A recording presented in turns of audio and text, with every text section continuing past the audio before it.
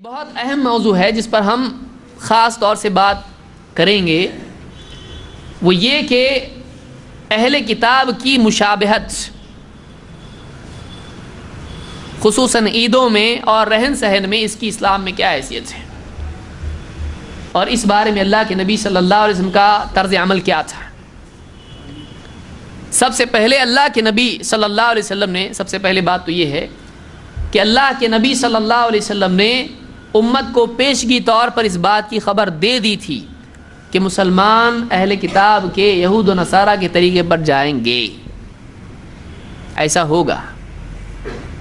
اور آپ نے پھر کئی چیزوں میں اپنے عمل سے بتایا، دیکھو ان کی مخالفت کرنا ہے، ان کے طریقے کو نہیں اپنانا ہے۔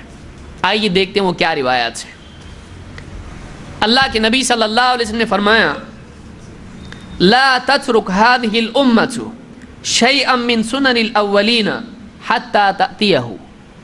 امام الطبرانی نے اپنی کتاب الاوسط میں اس کو روایت کیا ہے، اور شیخ الالبانی نے صحیح الجامع الصغیر میں اس کو صحیح کہا ہے کہ یہ امت پچھلوں کے طریقوں میں سے کوئی چیز چھوڑے گی نہیں، ہر چیز پر عمل کر کے رہے گی۔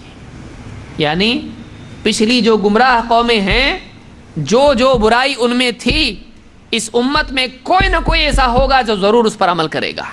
کوئی ایسا عمل جو پچھلوں نے کیا ہو اس امت میں نہ کیا جائے، ایسا نہیں ہوگا۔